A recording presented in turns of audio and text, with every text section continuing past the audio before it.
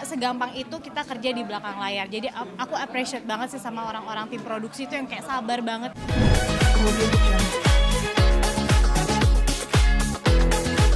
Aku kesibukannya sebagai brand ambassador pastinya di Benings Klinik.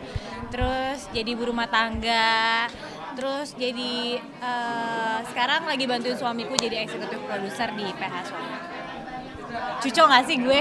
Cuco nggak?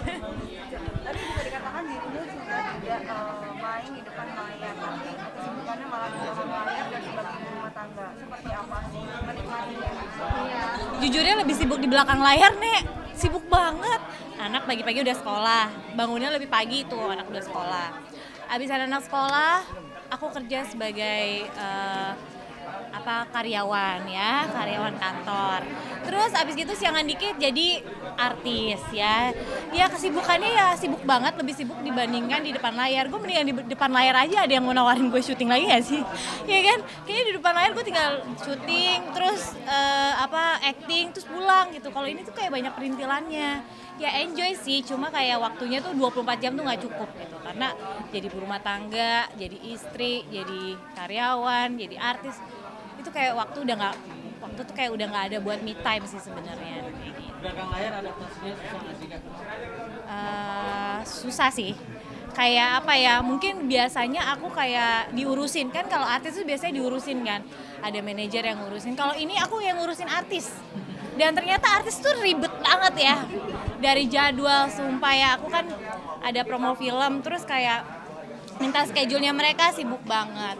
Terus minta promonya mereka sibuk banget, susah banget. Jadi menurut aku nggak segampang itu kita kerja di belakang layar. Jadi aku appreciate banget sih sama orang-orang tim produksi itu yang kayak sabar banget. Kadang-kadang artis tuh ada annoying-nya juga ya. Ya salah satunya aku juga merasakan pernah begitu ya. Jadi gue merasakan kayak gila ya, jadi artis tuh kadang-kadang apalagi kita lagi naik-naiknya tuh ada di fase yang kayak agak lagu atau apa gitu ya. Cuma ya coba belajar aja kayak oh ya begini loh jadi tim produksi, di balik layar tuh jadi kayak gini. Semuanya aku belajar sih, yang sekarang nggak bagus-bagus banget juga, cuma terus belajar. Lebih tepatnya belajar kesabaran gitu ya. Sampai akhirnya mau kemarin apa alasannya Kak? Maksudnya untuk terlibat di belakang layar? Karena suami gue yang nyuruh. Jadi dia maunya tuh aku belajar sesuatu yang belum pernah aku belajar. Kayak misalnya sekarang aku jadi eksekutif produser salah satu film suamiku. Jadi aku bener-bener terlibat dari produksinya, dari promosinya gitu, sampai nanti akan tayang tuh aku juga akan terlibat. Maunya suami aku tuh aku belajar sesuatu yang belum pernah aku kerjain. Kalau artis kan ya udah dari 15 tahun juga aku syuting kesana kemarin. Nah ini tuh aku belum pernah, dan maksudnya dia tuh oke, kalau lo udah jadi executive producer, at least nanti ketika dia retired atau apa, aku atau anak-anakku bisa nerusin gitu. Artinya memang seribet itu ya ternyata. Aduh, kamu nggak corona kan sayang? aku baru sayang. Oke. Aduh, kamu aman kan sayang? Aman. Seribet itu kah dirimu untuk kayak ngejalanin ya bisa dikatakan yang usahanya suami juga? Ribet sih enggak ya, tapi kayak lebih mengkotak-kotakan antara ini gue suami istri ya kan, sama ketika gue jadi dia produser bos gue, terus gue jadi bawahan dia.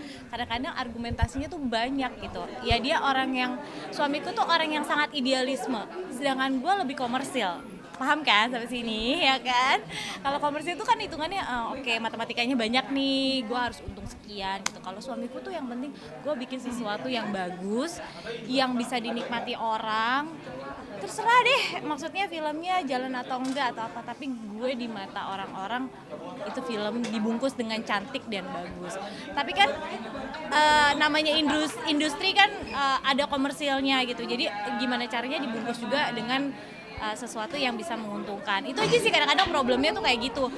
Dia maunya begini, gue maunya begitu. Terus sedangkan gue merasa egonya, gue istri nih bukan karyawan. Tapi di kantor gak bisa begitu Nek. Ya jadi ya udah, ketika dia marah dia gebrak meja, ya dia gebrak meja juga. Sampai rumah ya udah biasa aja gitu. Itu sering selisih pendapat sama suami juga untuk pekerjaan gitu? Iya, sering banget. Nah itu tuh yang tadi aku bilang. Pokoknya begitu di kantor, sesuatu yang dia nggak suka tapi aku suka. Nah aku tuh egonya sebagai artis tuh sebagai istri tuh masih ada. Nah itu dia kayak di sini di kantor ini lu bukan istri gua, lu itu karyawan gitu. Jadi itu yang sering selisih paham. Tapi nggak apa-apa, yang namanya juga belajar kan. Dia leader aku jadi aku tetap belajar. Nanti kalau suruh milih, mendingan di depan apa di belakang layar? Aku depan belakang. Apa lu nanya depan belakang atau depan layar? Oh depan layar. Di depan layar, enakan di depan layar sih sejujurnya ya. Tapi di belakang layar lebih seru juga sih. Maksudnya kalau di belakang layar aku bisa kenal banyak orang, bisa kenal bukan dunia artis saja ya. Kayak misalnya aku bisa meeting sama orang produksi atau orang OTT, terus aku bisa meeting sama orang sinema kayak gitu-gitu, kayak jadi banyak networkingnya aja sih. Kak, Gitu. pelajaran apa sih yang diambil dengan job yang kayak gini? Apa Pak? Pelajaran apa sih diambil?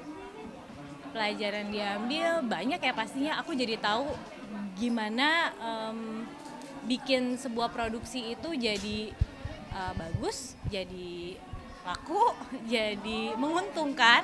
Kalau dulu kan kita jadi artis ya udah gue dibayar acting, that's it gitu kan. Tapi kalau ini bebannya lebih banyak sih, kayak oh gimana caranya film ini bisa diterima masyarakat, bisa laku kayak gitu-gitu. Kak, untuk menjaga ini cuaca ekstrim saat ini bagaimana? Minum vitamin nih, lu gak usah nanya. Itu minum vitamin, ya. Menjaga kesehatan tuh minum vitamin, saya nggak makan, ya. Tadi bisa dikatakan lu kan sering banget ke pasar, belanja gitu. Nggak apa ya, kayak nggak minder apa nggak gimana sih? Gua rasa tukang sayur yang minder sama gue, bukan gue yang minder. Apa ya, gue hobi banget ke pasar Mbak. Jadi kayak kalau ke pasar tuh kayak udah happy gitu. Setiap nunggu momen hari Sabtu tuh adalah momen aku show ke pasar. Jadi kayaknya atribut yang biasa dipakai tuh kayak adalah gitu. Gue mau ke pasar, mau beli ikan, mau beli apa gitu-gitu. Artinya memang setiap Sabtu, maksudnya ada hari di mana memang dirimu harus ke Ya sudah ya, mohon maaf kalau Anda mau interview manajer saya ya. Terima kasih.